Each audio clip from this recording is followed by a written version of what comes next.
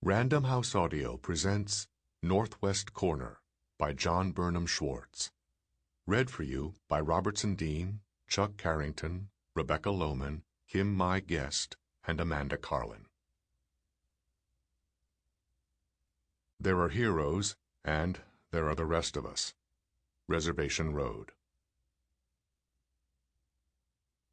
Part 1. Sam. Arno! Bus! Coach dips out of the locker room. Sam listens to the footsteps echoing down the long corridor and only now, knowing he's the last, removes the towel draped over his head. He picks up the 31-ounce aluminum bat lying by his feet, jams it into the Yukon duffel with the rest of his gear, and zips the bag closed. The bus is already running when he climbs on. The row in front belongs to him now. The doors fold in with a sigh, and old Hank shifts into gear for the 3-hour trip back to Stores. Evening is falling. Sam slides his headphones on and tries to become just another shadow. Into the athletic center parking lot the bus doors open. High fluorescent lights. Pools of blue night.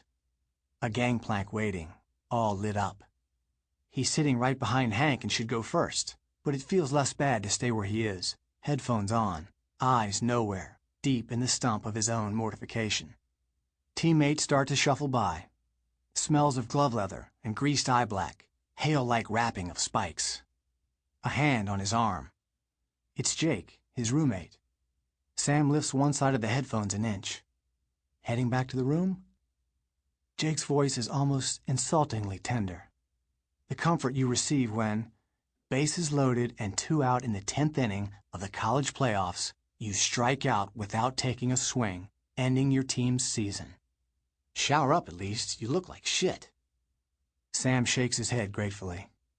The bat never even left his shoulder. Okay, see you later. See you. Then the bus is empty, except for himself and Hank. This ain't your goddamn limo, you know. Hank's voice a gravel bed. Snowy buzz cut and jowly neck turned round on him from the driver's perch. The dash clock reads 10:20. Out of respect, Sam pulls off the phones.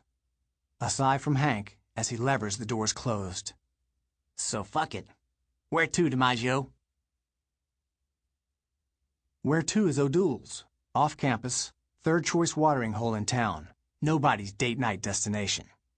The school bus pulls up outside. Neon fizzing through the windows, funhousing the gloom. He tells Hank to hold on, takes off his game jersey, and buries it in the duffel. He wishes the bag didn't say Yukon in big white letters. It's not that kind of bar, but there's nothing to be done about it now. He's already down to the two-tone undershirt with the sleeves hacked off below the elbow, and the dirt-stained away-game pants worn low, no stirrups, and the spikes that make each step sound like he's chucking bags of marbles. You're $1,000,000, Hank growls. Go get 'em, Tiger. Thanks for the ride, Hank. We all got bad days, Sammy. Yeah. Suddenly he's blinking back tears. Stay out of trouble now. The bus doors start to close before his foot touches the curb. By the time he passes through the entrance to the bar, Hank and his caravan are gone. O'Doul's is hot and crowded, the walls painted dark.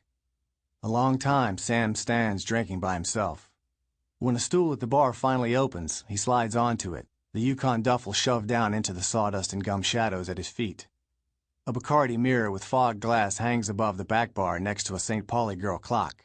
The clock's hands frozen at 12 minutes to 6, permanent happy hour. Another? The bartender wiping under his empty bottle. With a shot of JD this time. Right up. He keeps forgetting. Trying to get back to just before. On-deck circle, pure ritual, mechanical drop of vinyl-covered donut over aluminum barrel, stretching the bat down his back and around, beginning to swing nice and loose. Watching the pitcher and timing the swing. Watching and timing till it's second nature. No such thing, he needs to tell Coach. Just the nature you're born with, handed down through the generations. He was thinking too much, even in the on-deck circle, before the first pitch was thrown. He can see it now that it's too late. Not empty as he should have been, cleared out, too much junk in his attic. thinking about what he'd do if the big chance came, what a game-winning hit would feel like. At the plate, Stemkowski's just taken ball 3, and Coach is in the dugout barking, "Good eye, Stem! Good eye, buddy!"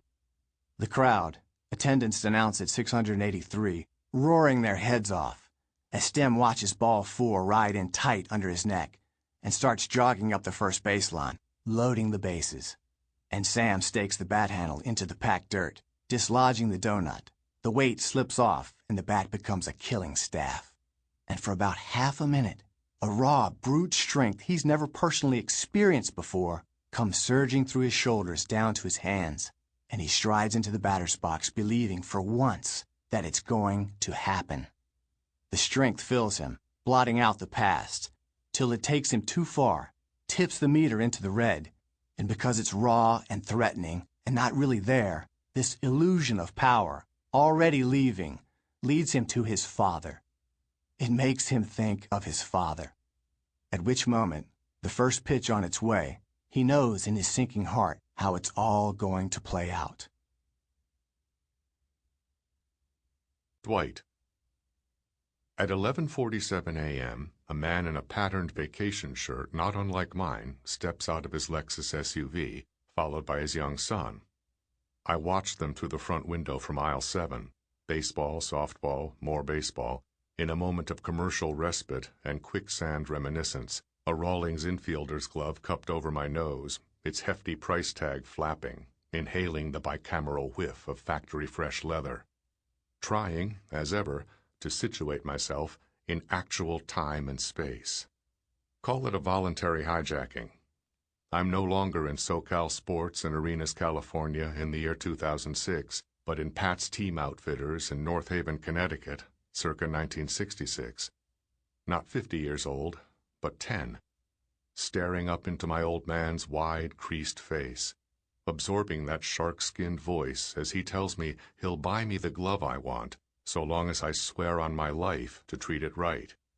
But if he ever finds it food-stained or left out overnight on the lawn, abused in any way, he'll thrash me with it. That's a solid promise, and my playing days will be done. Do I understand? Already this dark shadow he's casting over me and the thing I've always wanted, which dooms me somehow, the little poisoned apple he's offering. And still I crave the glove so much, I'm going to give him the price he demands.